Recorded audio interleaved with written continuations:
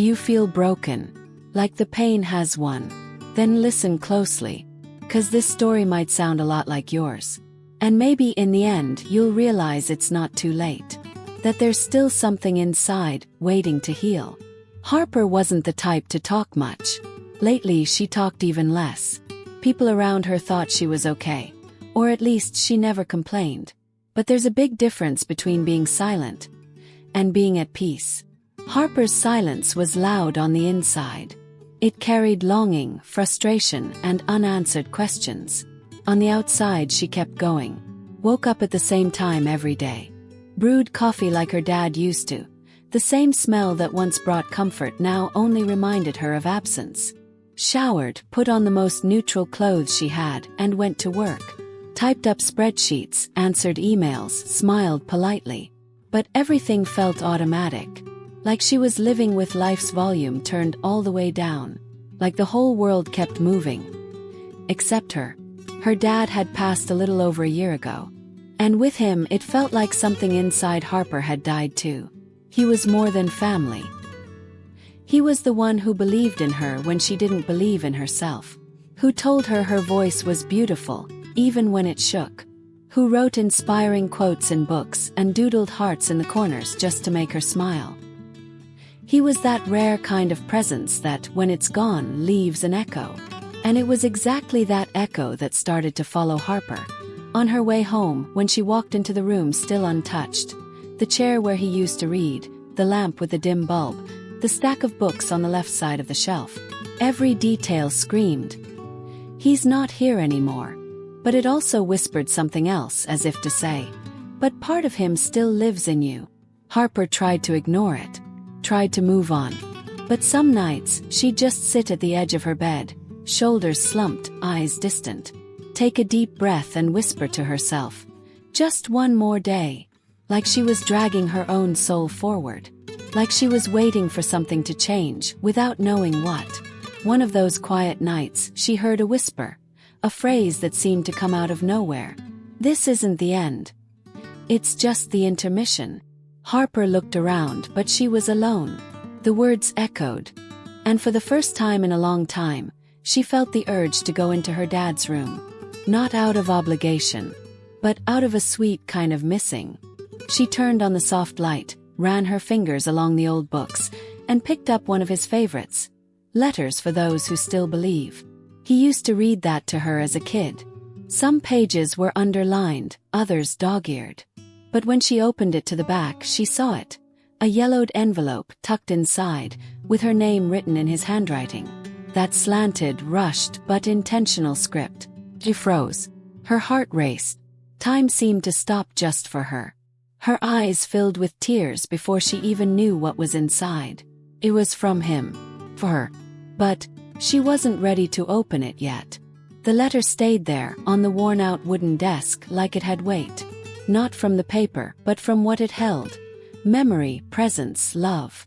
Harper looked at it every day since she found it. Sometimes tracing the edge of the envelope, like she was rehearsing courage. But opening it felt like admitting he was really gone. And part of her still wasn't ready for that. It was easier to keep the pain asleep. The problem was, it didn't sleep. It just hid deep in her chest, waiting for the right time to explode. One gray Saturday afternoon, Harper found herself organizing an old box she'd left forgotten on the top shelf. Inside were a bunch of notebooks, some with unfinished poems, others with lists of dreams that now felt way too far away. She sat on the floor, legs crossed, flipping through the pages. On one of them, scribbled between a college note and a messy sun doodle, was a phrase highlighted in red ink.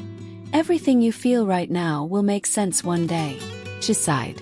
It wasn't just about what was written. It was about who wrote it. Her dad had a way of putting hope in small phrases. He used to say the world was too loud.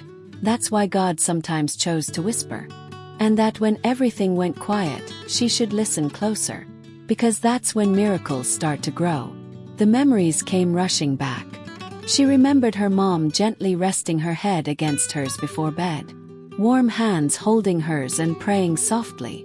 Her dad rocking her saying, "Sweetheart, pain teaches what haste tries to erase."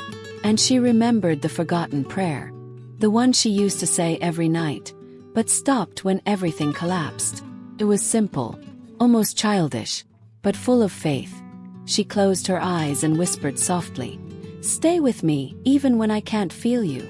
In that moment she knew. She was ready. With trembling hands, she slowly opened the envelope. The paper was folded in three. Time had left its marks, but the handwriting, it was still his.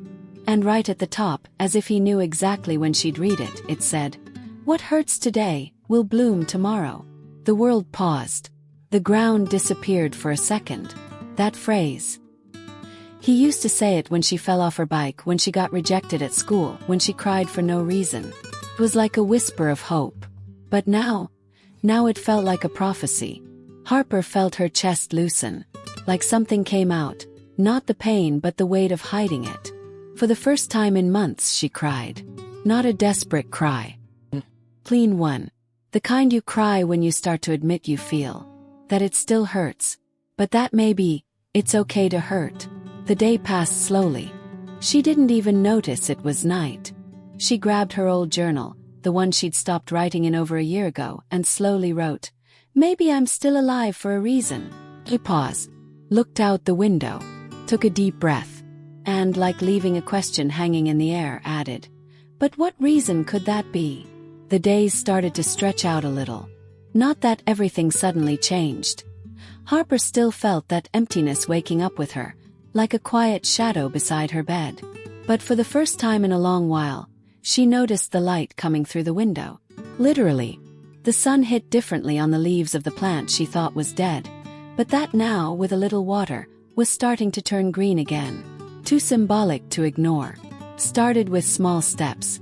A calm cup of coffee, soft music in the background, a short walk at sunset. At first, she wore her hood like she didn't want to be seen. But little by little, she let the wind touch her face. Stopped to look at the sky, notice the color of the clouds, listen to the birds that kept singing even when everything inside her felt silent. There was something comforting in that. The world kept going, and maybe she could too. One day on a walk, Harper passed a wall painted with inspiring phrases that someone in the neighborhood updated every week. She usually didn't pay attention, but that day something made her stop. In big, bold letters it read, "She thought God had gone silent, but he was preparing the soil." Harper's eyes welled up immediately. It was like the world was answering the question she'd left hanging in her journal. Like God was whispering, not with words but with signs. And now she was paying attention. She walked home with that phrase pounding in her chest. Preparing the soil. Maybe that was it. Maybe all this pain, all this silence, all these losses were like tools breaking the ground. Hurts. But it's in that dug-up place where the seed goes. And one day, it blooms. That night, something inside her asked to be written. Not about pain but about the possibility of healing. She grabbed a small, simple piece of paper and wrote, "You're still here. That alone is a miracle." Folded it and put it in her bag. The next day, she stopped by the local library and hid the note inside a book of poetry. Walked out with a faint smile, like holding a beautiful secret. The day after she wrote another. "What weighs you down today might turn into wings tomorrow." Left it on a park bench where she used to sit with her dad. Then another. "If it hurt that much, it means it matters. And everything that matters can be transformed." And so she kept planting seeds. One day, while scrolling through her phone, she saw an anonymous post from a random profile. A photo of a note identical to one she'd left 2 days earlier. The caption read, "Whoever you are, thank you. I was about to give up today." Harper felt a lump in her throat. It wasn't pride. It was something bigger. It was like, for the first time, her pain had served a purpose. That her wound had become a bridge. Words started to gather inside Harper like never before. But now they didn't hurt the same. They came with a new tone. Still delicate, yes, but full of meaning. Pieces of her story that, instead of hurting, now wanted to bloom. So she gave them a home. She started a simple blog, no big plans. Chose the name like picking the title of a book she wished she'd read on her darkest days. Letters to the Broken. No photos, no name, no face. Just words that spoke to anyone who had felt the ground vanish beneath them. Like she had. In her first post she wrote, "Sometimes what feels like the end is just the soil being turned. It's not destruction, it's preparation." And she hit publish with her heart racing. She didn't expect much. Honestly, didn't even know if anyone would read it. But just putting it out there made her feel something different. Lightness. The days that followed brought little surprises. Comment here, another there. Strangers who seemed to speak with the same tone of pain, but also of discovery. "You wrote what I've never been able to say. I found your note on the subway. It saved my day. I don't know who you are, but you made me believe it's still worth trying." Each message felt like a mirror. She realized that by stripping her pain down and turning it into words, she was helping others clothe themselves in hope. And without even noticing, she was starting to heal too. Because healing isn't a moment. It's a sum of small acts. Of notes left behind. Of words read. Of tears that now fall not because they hurt, but because they heal. Harper started walking that same path again. The one where she'd found her dad's letter. But now her steps were steadier. And her gaze more open. She stopped in front of the wall with the phrase that had hit her so deeply and smiled. That place no longer felt like the end. Felt like rebirth. She pulled a small flower, still budding, from her bag and knelt down to plant it there.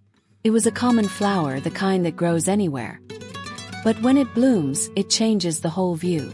She pressed the soil gently, like she wasn't burying the past but the pain. Then placed a laminated note beside it, weighed down by a small stone. This was the end of a pain and the start of a new life. She stayed there for a few minutes. The wind tangled her hair, but her heart was calm. Like she finally understood that pain was never punishment. It was soil. That night, she sat down to write another letter. But before she even began, she saw a new email in the blog inbox. From an anonymous sender. No subject. She opened it. And there it was, a single sentence. "You saved my daughter." That email lingered in Harper's mind for hours. "You saved my daughter." So simple, so deep. It was hard to believe that something born from her pain could have reached someone so directly. She thought about replying, hesitated. What do you even say to something that big? But then she remembered what her dad used to say. The right words don't need to be strong, just true. And she wrote, "It wasn't me. It was something bigger. Something that whispers even when the world goes quiet. I was just the paper. The hand. But the one who truly writes. Writes with purpose. And he never puts a period where there's still life." She sent it without editing. Because sometimes what comes straight from the heart doesn't need fixing. That same afternoon, Harper felt like going back to the park. The one that, for so long, held memories and absence. She walked slowly, like she wasn't in a hurry. The sky was painted in gold and pink, and the breeze smelled like childhood.